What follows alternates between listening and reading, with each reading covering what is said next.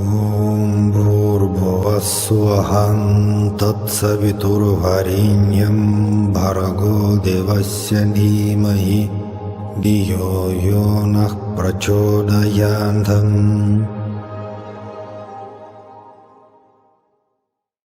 Namaste, namaste everyone. We continue our discussion on Buddhist philosophy. As usual, I have to say that I'm not Buddhist. I am Christian and I'm practicing Kriya Yoga meditation, but I'm really interested in Vedic philosophy, Buddhist philosophy, all kinds of esoteric traditions. But okay, I'm not going to preach you Buddhist tradition, and I'm not going to struggle with the Buddhist tradition, but let me just analyze, think about it, and okay, I hope it will be very useful for all of you. Well, today let us speak about a very interesting concept, which is a very practical one, and in Sanskrit it means bodhicitta. In English language, okay, we pronounce it in many different ways, but let me pronounce it properly, bodhicitta. Well, bodhicitta is the special state of consciousness which based on compassion and love. The main idea is that, okay, suppose you wish to stop your suffering. I'm sure you wish. For that, you need to admit that you have problems. It's like, if you come to any guru, to any therapist, you can't change your life till the moment you can agree that you have some problems and sufferings. Okay, you're ready to accept the fact of your suffering, then you wish to get rid of it, and then finally, okay, I hope you can understand that only meditation and self-inquiry is the way. And all the rest is actually just management of the suffering, which is, okay, can help you to slow down the problems, but never solve. Only meditation and self-inquiry is the end. And okay, then on the way you can start to learn what has been meditation, what has been the goal of your meditation, why are you practicing meditation.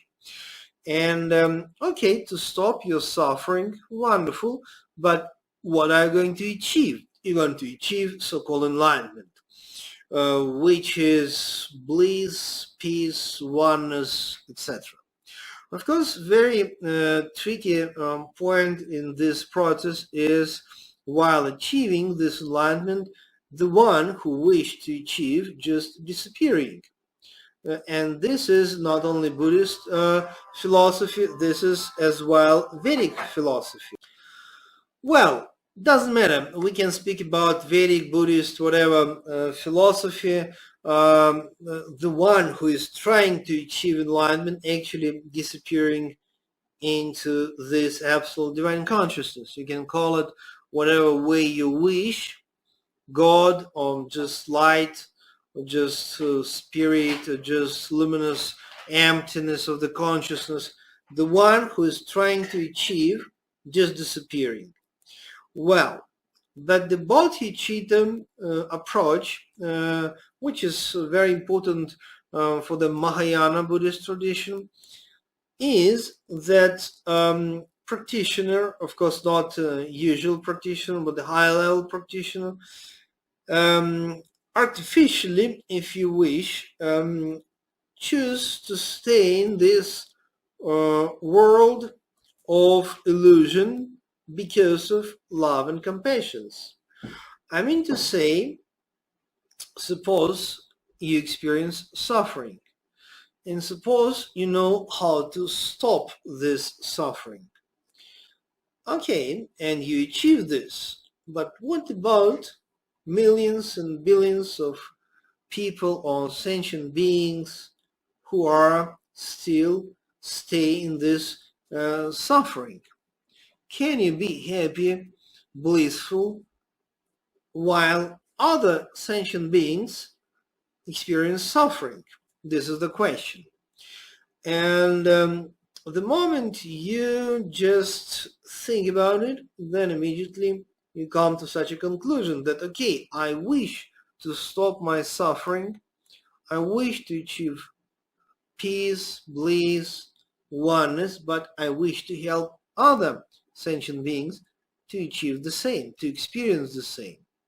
And this is the bodhicitta consciousness.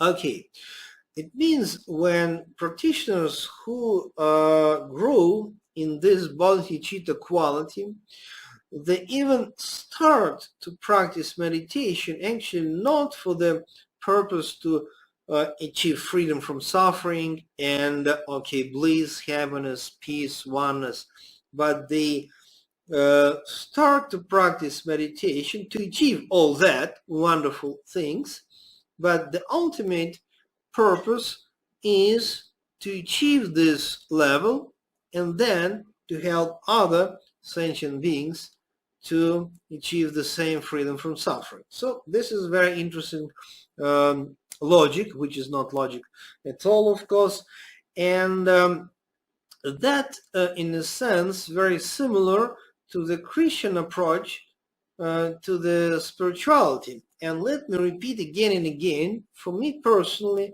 Buddha Shakyamuni and Jesus the Christ are two masters which are very similar in many aspects, of course not in all of them, because let us not forget that Jesus actually was speaking about God the Father as some highest personality, as some creator with whom everyone can and even must to relate, to communicate. And of course, Buddha Shakyamuni never mentioned about existence of this supreme personality of the Lord, God, etc. So difference is there, but similarity is this emphasis on actual love and compassion. I think the Buddhist and the Christian traditions, both of them are similar exactly in this. So it means, according to the Christian Bible, New Testament, you can achieve, I'm sure you remember St. Paul's letters, okay, you can achieve whatever. You can be clairvoyant, you can, speak all languages, you can become a powerful healer, prophet, whatever supernatural power you can achieve, and whatever divine experiences you can also like achieve, experience, etc.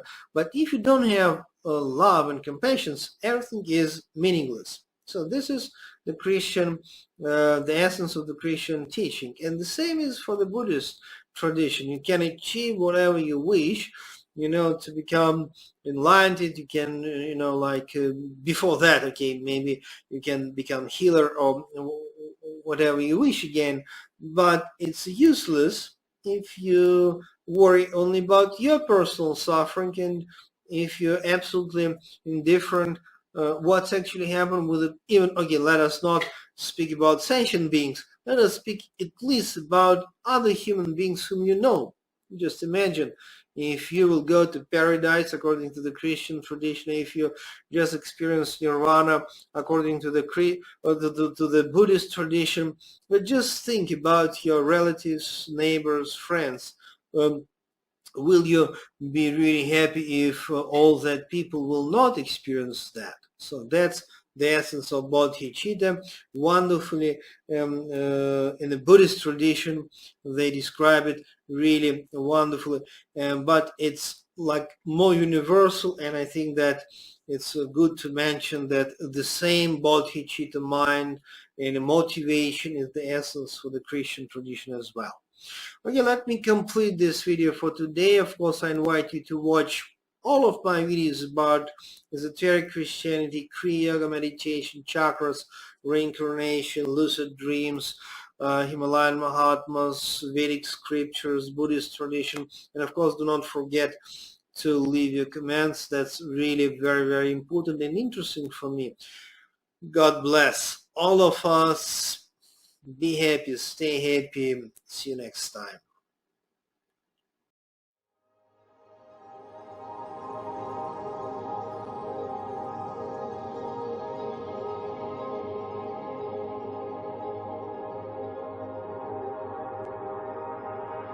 Om Bhurбhuvah Tatsaviturvarenyam Bhargo Devasya Dhimahi Dhiyo Yo Nah Prachodayantam